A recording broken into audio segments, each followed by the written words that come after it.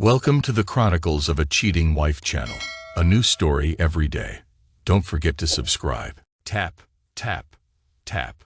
Her footsteps move across the living room floor, soft but distinct in the silence. Right after the words, "I love you," slip out of her mouth. The sound paralyzes me. My hand grips the doorframe, knuckles turning white. I don't move. I can't.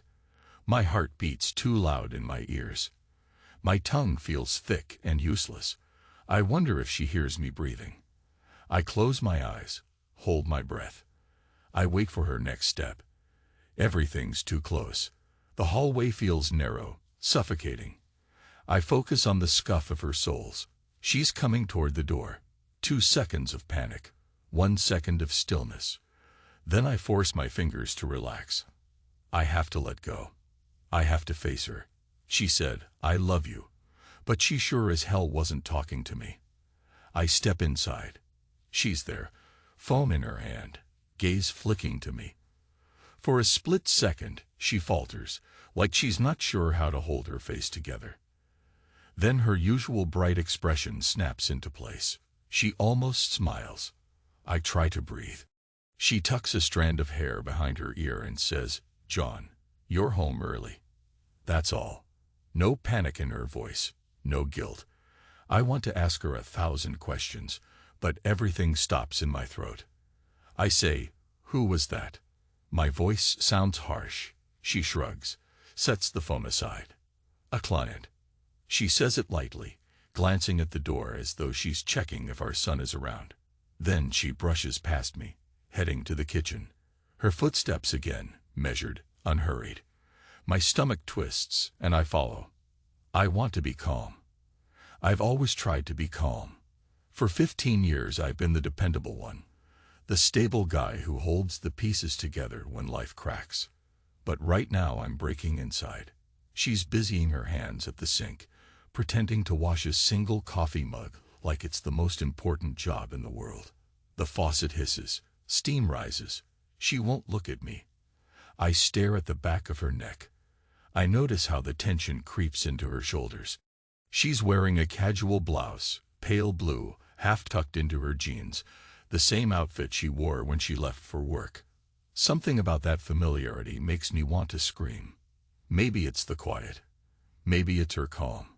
I rub my jaw, almost trembling. I say, "Sarah." She doesn't turn. The water keeps running. I say, "Turn that off." She jolts slightly and shuts the faucet. That's when I realize I'm breathing too hard. I exhale a couple times before speaking again.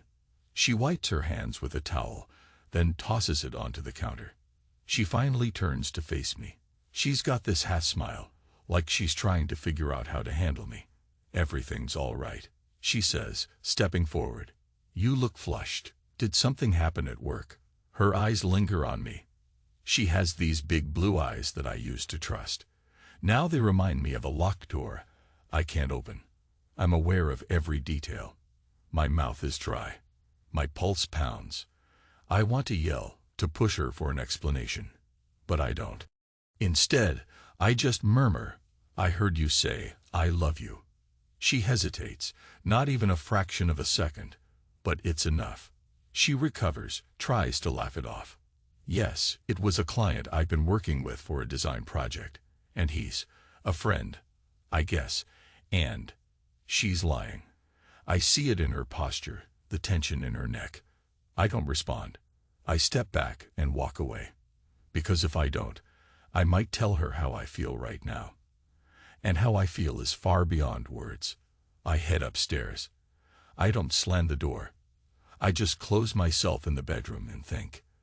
That evening, she cooks dinner. A chicken casserole. She chats about her day, about some color palette for a client's kitchen. She even talks about our son's upcoming soccer practice. All normal. She glances at me often, as if checking if I'm still a statue or if I'll snap back to my usual self. I answer in half sentences, cold. She tries to sound cheerful, but there's a tension in her eyes. It's like she's making a big show of normalcy, and I'm the only one not playing along. I lie in bed that night, staring at the ceiling. She's beside me, scrolling on her phone, face lit by the screen's glow. I wonder if she's texting him. My heart constricts. I think about the times I'd watch her sleeping and feel that wave of gratitude for having her. That warmth is gone. I listen to her shallow breathing. I wonder if she still loves me at all. The next day, I come home early again. I want to know. I have to see if something's going on while I'm usually away. I sit in my car out front. My phone buzzes with emails from work, campaign proposals, deadlines. But I ignore them. My eyes stay on our front door. The neighborhood is quiet. Finally, a black car pulls up. A man steps out. Tall, probably my height, maybe a bit more. He's wearing a sleek suit, no tie. He's got this casual confidence in the way he walks toward my house. He rings the bell, and I wait, heart hammering, cold sweat sliding down my back. She opens the door. He disappears inside. I grip the steering wheel so hard my knuckles ache. It feels like a dream or a nightmare. Slowly, I push the door open and step out of the car. My legs feel hollow, but I move forward. The curtains are drawn in the living room, but I can see faint silhouettes. Hers, his. They're talking, but I can't hear the words. I move to the side of the house, close to a window that's slightly open. My breath comes shallow and fast. I shouldn't be here, snooping, but I'm compelled. I hear muffled voices, a low laugh from him. Then I hear her voice, soft, intimate in a way that rips at my chest. I lean in. My foot knocks against a garden pot, and my whole body tenses. I hold my breath. They don't notice. I peek in. She's leaning toward him on the couch, legs crossed under her. He touches her knee lightly. She doesn't pull away. She's saying something about a design concept. He sets a hand on the small of her back. She smiles. My eyes burn. Something inside me cracks. I wait, trying to gather the courage to confront them right now, to barge in and demand an explanation. But a part of me doesn't want to see more. It wants to hide. Pretend it's not real. Then the conversation fades into quiet. I see his lips meet hers. Quick, gentle. She responds. She lifts her hand to his face, kisses him again. I feel a crushing sensation in my chest. My mind blanks. I stand there in a cold, paralyzed hush as their bodies draw closer. He moves a hand along her side, sliding it around her waist. She leans in, pressing herself to him. Her fingers slip into his hair. My cheeks flush. I can't look, but I can't turn away. My blood races with shock, anger, a raw humiliation. They'd break apart. She laughs softly. He murmurs something I can't catch. Then she stands. She leads him by the hand down the hall, toward the stairs. Our bedroom is upstairs. The thought of it makes my stomach lurch. I hear footsteps. I swallow hard. For an instant, I want to charge in and tear him away from her, punch him until his face is unrecognizable. But I can't move.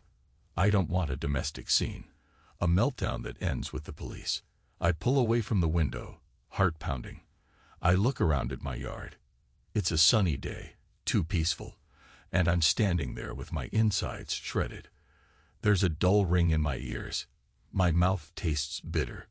Anger surges, but I push it down. I need to keep a clear head. I can't allow myself to lose control. So I walk back to my car, slump in the driver's seat, and stare at the dashboard, trying to breathe. Maybe 10 minutes pass. My phone vibrates with a call from work. I let it ring. Then another 5 minutes. Suddenly, the front door opens. He steps out alone. He straightens his suit jacket, checks his reflection in the side window of his car, then drives off with a faint smile I can sense even at a distance. My vision blurs with rage, but I stay where I am. I wait for my breathing to slow. When I finally re-enter the house, it smells of her scented candles. She must have lit them for him. I know how she likes to create an atmosphere. She's nowhere to be seen. I walk upstairs. The bedroom door is ajar. I look in. She's lying on the bed, fully clothed, but her blouse is wrinkled. She spots me. She sits up abruptly, hair slightly disheveled. Our sheets are rumpled in a way that makes me want to claw at the walls. My chest tightens. She stares at me. She tries to look surprised, but we both know. My mind replays the image of her kissing him. The memory of how her hand slid across his shoulders. I feel a wave of fury, but I also feel heartbreak I can't even name. She stands. John, you're home early. Her face is flushed. She runs a hand through her hair, tries to straighten it. I say nothing. She tries again. It was just a meeting. We wear. Her voice trails off, as if she knows I can see the lie. I clench my jaw so hard it hurts. Then I walk out of the room. My footsteps echo in the hallway, cold and hollow. The next few days are a blur of tension. I go through the motions at work, but I can't focus. My colleagues ask if I'm all right. I just nod and say I'm tired. Sarah acts like we had a mild disagreement. She tries to be gentle, suggests we do something together this weekend. I can't bear it. Each time she tries to get close, I remember the way she touched him. One evening, late, I'm in my home office, rummaging through old files, looking for an excuse to keep my mind busy. My phone dings. A text from Sarah. I'm heading to bed. Good night.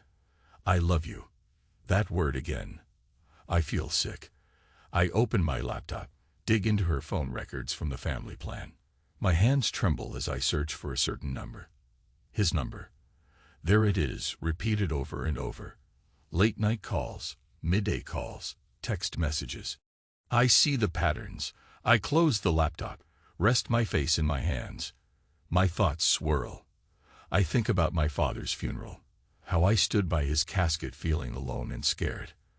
I think about the day my son was born, how Sarah and I cried with happiness together. That was real. Or I thought it was. This is real too, but in a far darker way. 2 nights later, she says she needs to check on a friend's place. My pulse spikes. I nod. Let her leave. Then I follow. I stay a distance behind her car, headlights off when I can. My heart hammers. She drives into downtown Chicago, toward a high-rise building. I park discreetly, watch her go into the lobby. My blood runs cold. This must be his place. I slip inside the building after she disappears into the elevator. The concierge eyes me, but I pretend I'm a resident. I watch the floor indicator. She goes to the 12th floor. I wait, not sure how far I'll take this. Then I step into the next elevator, ride it up. My hands shake. I feel a roar in my ears, a sense of unstoppable momentum. On the 12th floor, the hallway is quiet. Lights are soft. Doors line the corridor.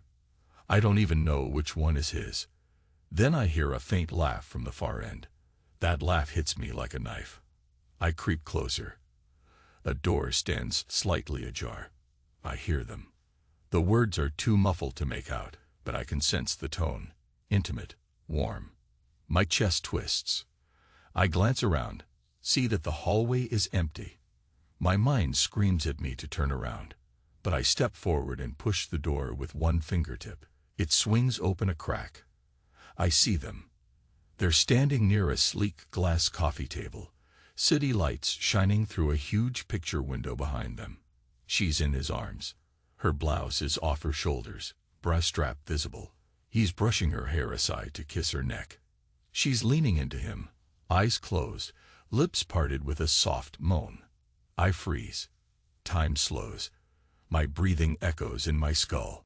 I see his hand sliding down her waist, hers resting on his chest, feeling him through his shirt. They kiss deeply. It's an image that sears into me forever. A wave of hot, savage fury floods me. I want to break him. I want to pull her away. I grip the doorframe, shaking. Then I notice my reflection in the polished side of a metal wall sconce. I look insane, sweaty, trembling, eyes wild. I step back, quietly, and let the door fall shut. I walk to the elevator in a daze, jamming my finger against the down button. My head spins with images. She never moaned like that for me, or at least not in so long. My jaw clenches until it aches. The elevator arrives, and I step in, alone. My reflection in the steel walls looks older than my 42 years. At home, I wait in darkness. Hours pass. Finally, she comes in. I hear her key in the lock. She tiptoes, careful not to wake me, or so she believes. I stay silent. She slips into the bedroom. I remain in my office, eyes burning, chest hollow. The lamp on my desk is still on, but I don't bother to shut it off. I sit there all night, replaying the scene, torn between heartbreak and a cold, creeping determination. The next week, I hardly speak. At dinner, I respond in monosyllables. I see her watch me, anxious, but she doesn't ask the question. Maybe she doesn't want to. Our son notices the tension. He looks at me with worried eyes, asks if I'm okay. I force a tight smile, ruffle his hair. He's 12, still a kid, but old enough to sense trouble. It kills me, but I can't open up to him. He's innocent in all this, and I won't ruin that. Sarah tries to maintain her illusions. She talks about new clients, about expansions in her design firm. Occasionally, she throws in a line about how we should plan a trip as a family. I nod, staring at my food. Inside, I'm screaming. But I say nothing. I focus on the plan forming in my head, piece by piece. In the background, Mark hovers like a shadow I can't shake. I discover more about him. His name is Mark S. Stevens, age 41, from San Francisco originally. He's an ambitious manager in a large architecture and design company. Well off, confident, single. It all fits. I watch from the sidelines as my wife shares dinners. Phone calls, stolen afternoons. My anger grows. My resolve hardens. Then one morning, after Sarah leaves for work, I call up a friend of mine from my marketing days. He's got a knack for business leads and a few connections in legal circles. I ask him about Mark's company, about potential vulnerabilities. My friend is curious why I'm so interested. I tell him it's for a side project. He doesn't press. Information flows in. I learn Mark's company is on the cusp of a major merger. Mark is playing a key role, standing to gain a sizable bonus once the deal goes through. He's apparently made a big internal pitch that's turned him into a golden boy. If that pitch fails, or if his personal image tarnishes, everything might collapse for him. Interesting. I store that in my mind. Over the next few weeks, I pretend to let Sarah off the hook. I smile a little more, engage in trivial talk. She relaxes. She must think I've accepted some half-baked explanation, or decided to bury my suspicions. I notice she becomes bolder about slipping away for errands. I let her. I note every detail. She's so immersed in her new romance, she doesn't see me watching. She doesn't notice my phone capturing pieces of evidence. I snap photos, a screenshot of her call logs, a photo of them together taken from a distance in a cafe parking lot, a video snippet from near Mark's building lobby. I keep them in a private folder. Each image is a knife in my heart, but I gather them anyway. Each new betrayal fuels my calm. My rage is cold now, not a wild storm. Meanwhile, I keep a respectful distance around the house, barely touching her. She doesn't push. Maybe she feels guilty. Maybe she's too wrapped up in him to care. Our son sees the distance but tries to stay neutral. She still does motherly tasks, laundry, cooking, picking him up from soccer. But sometimes she's late. Sometimes she calls me last minute, telling me I have to do it because something came up. She doesn't realize she's giving me more rope. Finally, one afternoon I act. I text Mark directly, forging an email address that looks like a potential investor's contact. I reference their upcoming merger, ask about a private meeting to discuss a lucrative marketing angle. He bites. He's the type that can't resist a big opportunity. We schedule a meeting at a restaurant downtown, supposedly a quiet place to talk details. I set the time for a day. Sarah's at her studio. When I arrive, Mark is there, wearing an expensive suit, scanning the crowd for his potential investor. He's got that proud posture, a slight smirk on his face. I approach. He doesn't recognize me. Why would he? We've never met face to face in a normal context. I say, Mark Stevens, and extend my hand. He nods, confused but polite. Then I tell him my real name, John Harrison. He stiffens. His expression flickers with shock. He tries to play it off, stammers something about not knowing me.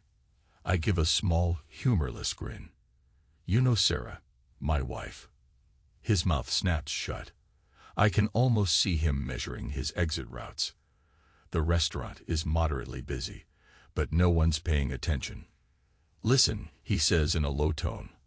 I'm not sure what. I raise a finger to shush him. You want me to cause a scene here? He stays silent. I jerk my head toward a corner booth. He follows, body tense. We sit. I lean in. I know everything. He glances at the door. I see sweat on his temple. I could expose you. I say, and not just to me. I have enough to ruin you. He stares at me, face set, but I see the flicker of fear. He tries to speak calmly. Look, your marriage is your business, and I'm sorry if there's been any misunderstanding. I bark a short, bitter laugh. He looks around, anxious. I continue, don't insult me. I've seen you with her.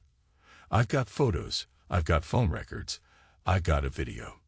You might be the star at your company, but an adultery scandal could put that merger in jeopardy.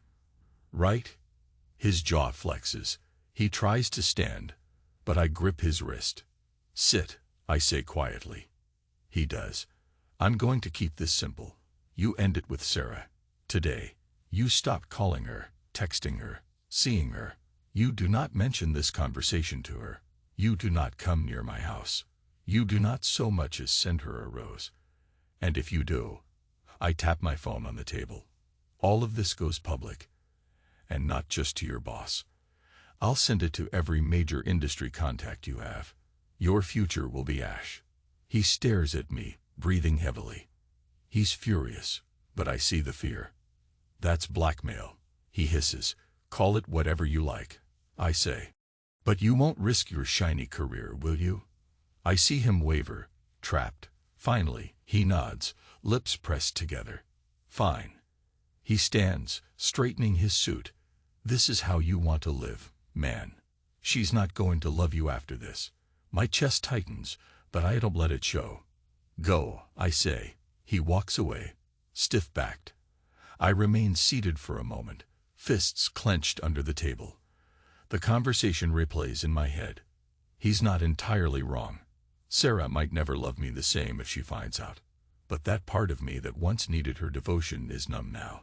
I get up and leave, ignoring the curious glance from the hostess by the door. That evening, Sarah comes home late. I watch her from the couch. She's anxious, fidgety. She checks her phone repeatedly, but no messages come. I note her frustration. She tries calling him, presumably. No answer. She casts me wary glances. I pretend not to notice. She tries to engage me in conversation. John, I've been thinking. Maybe we should talk. About us. Her voice is tentative. I say, sure. Talk. She hesitates, then shakes her head. Not like this. Let's go out sometime. Away from home. Away from stress. I shrug and say, if you want. I stand and go upstairs. Her footsteps don't follow. Days pass. She grows restless. I overhear her leaving voicemails on her phone, sometimes whispering. Mark, please call me back. I don't know what's going on. I miss you. Talk to me. I hear the quiver in her voice. She's not used to rejection from him. She looks strained. She can't focus at home. Snaps at me over small things, then apologizes. She tries to be affectionate at random times, as if seeking comfort, but I step away. I can't be her consolation prize. Then one day, she confronts me directly. I'm in the kitchen, sorting through bills. She storms in, face pale, eyes bright with anger. What did you do? She demands. I glance up, playing dumb. Regarding what?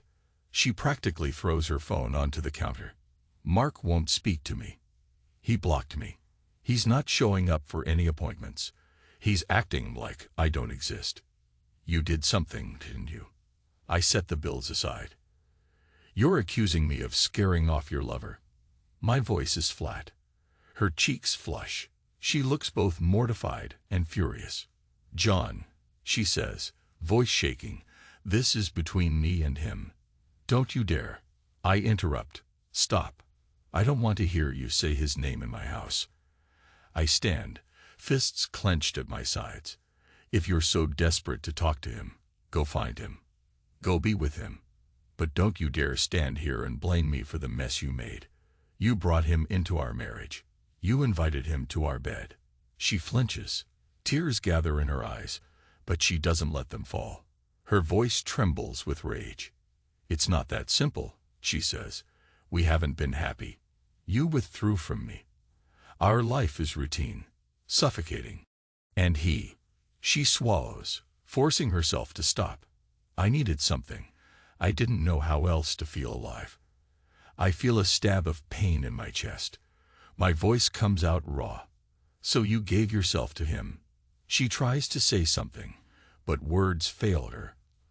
I see the conflict in her eyes. Maybe guilt, maybe desperation. She shakes her head, tears slipping free. You have no idea what it's like to feel unseen, unappreciated. Her voice cracks.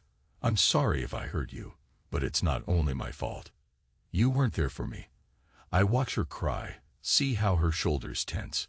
A part of me wants to comfort her, old instincts. But the image of her in his arms is burned into my mind. I can't unsee it. I fold my arms, breathing slowly. It's done, I say. He's gone. Now you can decide what you really want from me. From this family. She stares at me, tears wet on her cheeks, searching my face for something. I feel hollow. Finally, she sniffles, glances away. I don't know what I want. But I know. I'm not done living. I nod, looking at the floor, ignoring the heartbreak in my chest. Neither am I. That's all I say. In the following days, she tries to hold us together through forced normalcy. She makes dinner, organizes movie nights with our son, asks about my work. I respond politely. We function like uneasy roommates. The tension is thick, but we don't fight openly. We just exist side by side, each in our own private turmoil. At times, I catch her blankly staring at her phone. She's obviously grappling with the abrupt severing of contact with Mark.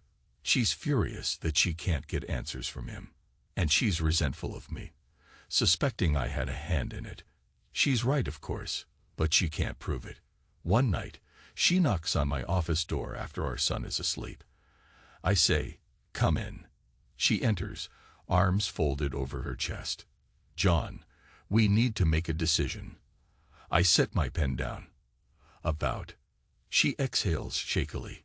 "Bus, are we going to keep pretending? Are we going to try counseling? Are we going to separate? We can't live like zombies." I lean back in my chair, considering her face. "What do you want?" I ask. She hesitates. I want to see if we can fix this. For our son's sake, at least." Her voice trembles slightly. "I don't want to walk away without trying. I can't describe the mix of feelings inside me. Bitterness, anger, sorrow, maybe a flicker of relief." I nod slowly. "Then we try. But no more lies. No more calls. If you want to come clean, if you want honesty, then stop hiding. Stop sneaking around." She looks down, tears in her eyes again. "All right," she whispers. She suggests therapy. We attend a few sessions, where a calm voice counselor asks about our communication and our past. Sarah tries to explain her dissatisfaction, how she felt stifled, how she needed attention and excitement. I talk about my father's death, the pressure I felt to be the steady provider, the times I felt unappreciated. It's surreal. We share things we probably should have said before everything collapsed. But part of me is numb. The counselor wants me to express how Sarah's affair made me feel.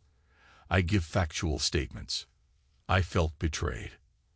I felt humiliated. I felt deep anger. But there's no dramatic meltdown. I'm too drained for that. Sarah cries often, voicing her regret.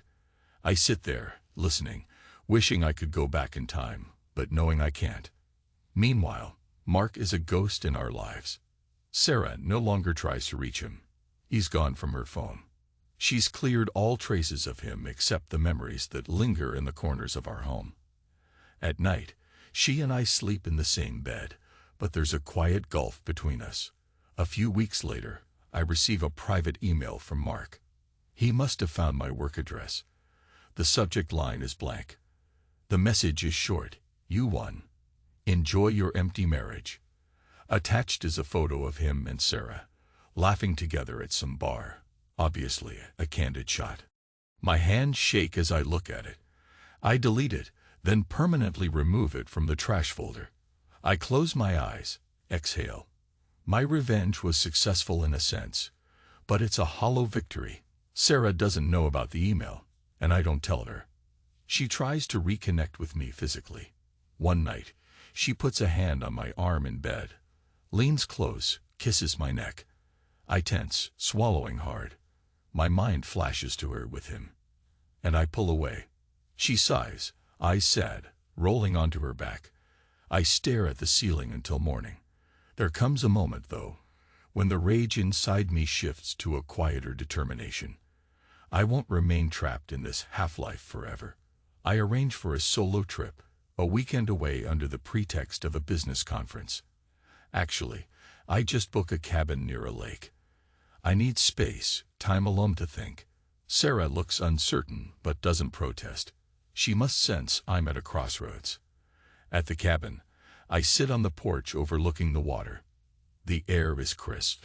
I think about my life, about the man I was before all this. I see where I went wrong, how I let our marriage drift. I see her flaws and mine, tangled together. I'm not sure if love can be resurrected, but I know that I'm not the same trusting, naive husband I was. Something in me has hardened, grown cold. Yet I also feel a strange sense of self I didn't have before, a sense that I can live on my own terms. She broke my illusions, but that break let me see a new path. When I return, I'm calm. Sarah tries to read my mood, asks how the conference went. I give short answers, no real details. She doesn't push. We exist in that awkward peace for another week, maybe two. Then, one evening, I prepare dinner for the three of us. Her, me, our son. I crack open a bottle of red wine we've had in the pantry for a while. She watches, curious. We sit, we eat, making small talk. Our son complains about homework. We share a faint laugh. It's almost normal. After we finish, I tell our son to head upstairs, get ready for bed. He does, smiling at me. Then I look at Sarah. I say, let's talk. She sets her fork down, nerves in her eyes. She nods. We go to the living room. I remain standing, arms folded. She sits on the couch, hands clasped together. I take a breath. I speak calmly, quietly, but my words shake the air like thunder. I'm leaving. Her face goes white. She opens her mouth, but I keep talking. We tried counseling. We tried living under the same roof. But the truth is, I can't look at you without seeing him. I can't close my eyes without hearing you say those words to another man. She looks like she's going to break. Her lips tremble. John, you can't just. I hold up a hand. I can. I already spoke to a divorce lawyer. I don't care about the house. Keep it, if you want. We'll figure out custody of our son. But this marriage is over. Tears spill down her cheeks. She tries to stand, to touch me, but I step back. Her voice is desperate. I told you I was sorry. I'm trying to fix this. I do love you, John. I stare at her. That's what you said to him, too. She winces as if slapped. I press on, unwavering. I tried. I can't do it anymore. She pleads, begs me to reconsider. She talks about our history, about our son, about second chances. I remain silent. My heart feels like lead, but my decision is made. My voice is barely above a whisper. You broke something in me. I don't hate you, but I can't be with you. She drops to her knees in front of me, tears pouring. I stare at a point on the wall, refusing to let her see me break. Inside, I feel a swirl of sorrow, anger, relief. I think about Mark's last email. I think about the moment I saw them together. Then I breathe out. I set my hand on her shoulder, gently push her away. It's done. I leave the room. She sits there, sobbing. I step outside the house, out into the night air. It's cool. The sky is clear. I can see stars. My hands shake, but I stand there, letting the coolness fill my lungs. There's no more panic. There's no more frantic stuttering in my mind. I'm quiet inside. I hear her muffled cries through the door. I don't go back in. I walk to my car, get inside, and just sit. The hush feels enormous. My pulse is steady. I stare at my hands on the steering wheel. For a moment, I close my eyes, remembering the dreams we once had, the times we whispered late at night, planning a future. It's gone now. I start the engine. I look at the front of the house, the windows lit. I think about my son, sleeping upstairs. I'll do my best for him. I'll protect him from this fallout as much as I can. But I can't protect Sarah from her own choices, or from mine. She betrayed me, and I took revenge in my own way, cornering her lover, forcing him to vanish. Now I'm taking my final step. I shift into drive. The wheels roll quietly on the asphalt. I can almost see myself reflected in the windshield. Older, yes, but not broken anymore. The moon is bright overhead, guiding my path forward. I feel no triumph, no exultation. Just a bone-deep calm that's almost terrifying in its finality. I exhale once, a long breath, and speak out loud to no one. I'm done. My voice is steady. No more illusions. No more silent pain. She destroyed who I was, and in that destruction, I found a man who won't live a lie. This is the end of our story as husband and wife, and the start of whatever comes next. I keep driving. The night stretches ahead of me, vast and dark. I'm not sure where I'll sleep tonight. Maybe a motel, maybe the spare room at my mother's, though she lives hours away. Doesn't matter. I know I'm not turning back. I feel the swirl of regrets, but they don't crush me. I just let them pass, one by one, like cars on a lonely highway. Eventually, my shoulders relax. My thoughts slow.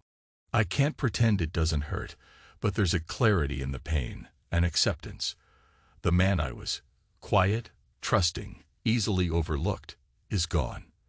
And the man who remains can handle the darkness, because he's already lived through it. I keep my eyes forward. My hands are firm on the wheel. My heart is steady. This is my life now. I embrace the silence, and I drive on.